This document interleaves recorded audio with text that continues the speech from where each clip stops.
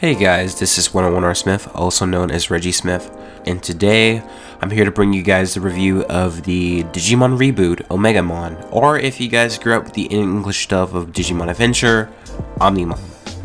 The build process of this Omegamon kit is very similar to a high grade. I would say to think of it as a no grade. You're going to get a few frame pieces for the thighs, waist, and elbows, but otherwise the majority of this kit is very hollow and doesn't have too many parts. It shouldn't take you too long to build. I would say if you're going for a straight build, maybe 3 to 4 hours maximum. However, at the same time, it uses a lot of stickers, so I highly suggest someone who's more adept at Gunpla, who is already experimenting with painting, to go ahead and try to paint up this kit like I did in order to bring out the best details possible for Omegamon. The appearance of Omegamon or Omnimon is very striking. I don't know if you guys have picked it up yet, but this is not a one-for-one anime accurate rendition of the Digimon. This one has been stylized very purposely. It almost looks like a Gundam in a lot of its design choices.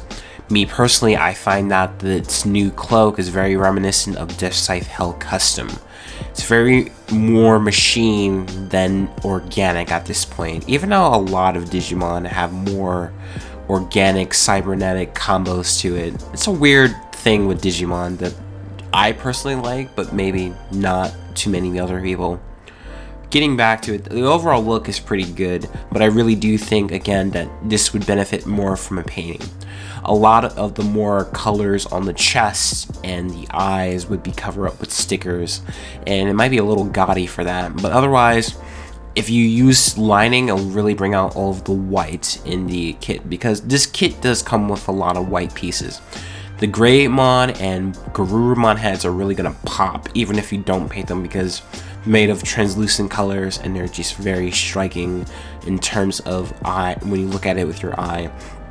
It's a decent looking kit, but it could be used a lot of painting to bring it out, to bring it to its full potential. Articulation for Omegamon is somewhat lackluster. You're going to get a lot of the more basic features you would expect on a high grade. For example, the arms can only go parallel to each other, they can't go perpendicular, and admittedly the arms aren't exactly designed to go 360 degrees. I find that the weakest points of this kit are in the ankles. The ankles are just too loose and just keep flopping over everything.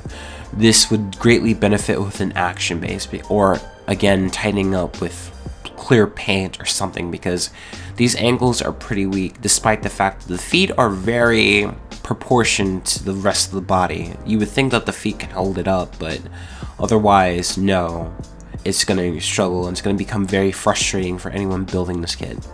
Otherwise, articulation is very adequate, it's serviceable, it gets you everything that you would expect from a mid-range high grade, but don't expect any surprises because this kit is pushing 10 years at this point. When it comes to accessories, you might find that Omegamon is somewhat lacking in that department. You're only going to get 2 real adequate accessories, but they are anime accurate to what was presented in the show.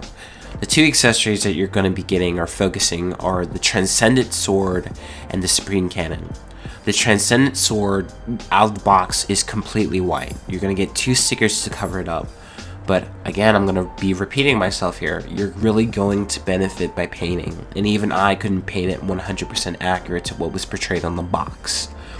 It works pretty well. It's going to connect into the mouth of the Greymon head and stays there pretty good. Just close up the hands and it'll hold and grasp onto the blade fairly well. The same could be said with the Supreme Cannon. You just plug it in and it holds it up pretty well, but it will start to create some weight issues, so be somewhat mindful of that. You're also going to get these small barrel guns, which are going to be used when you're not using the Transcendent Sword or the Supreme Cannon. It is a reference to the Omega Blast finisher move that you'll see Omnimon use in the show or in some of the video games. So you're only going to get about 3 weapons, and you're also going to get an attachment for an action base. So I highly suggest getting an action base because you will have a lot more options in terms of stabbing and shooting attacks, in my opinion. In terms of fun factor, I admittedly am somewhat on the middle road of this. I find that as it's the only Digimon kit, you can't really do any dynamic posing with any other kit. If you try to place it with a Gundam, it's really going to stick out and not in a great way.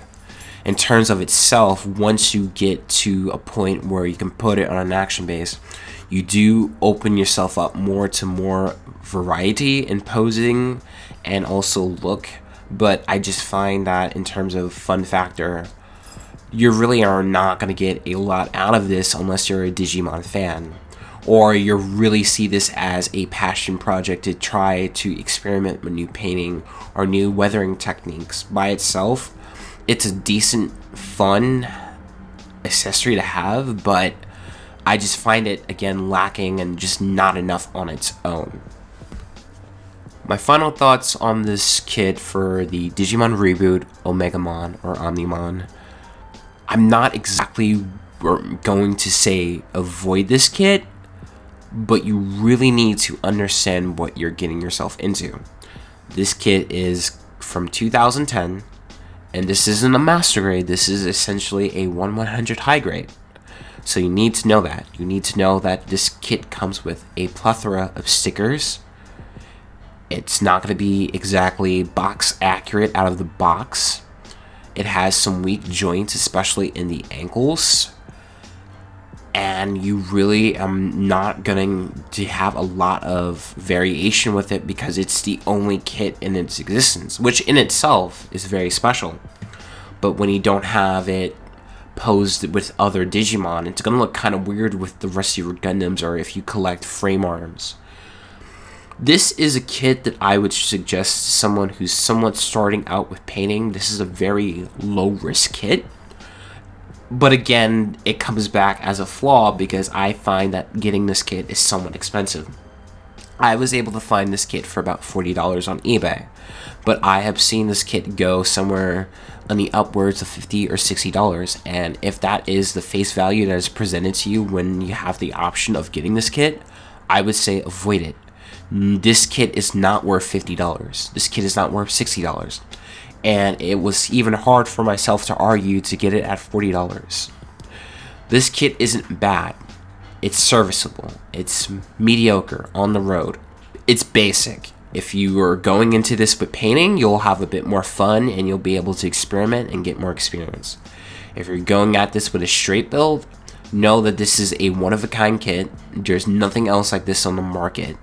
But also know it comes with some flaws, and it comes with a lot of stickers that are just really sucky and don't look good.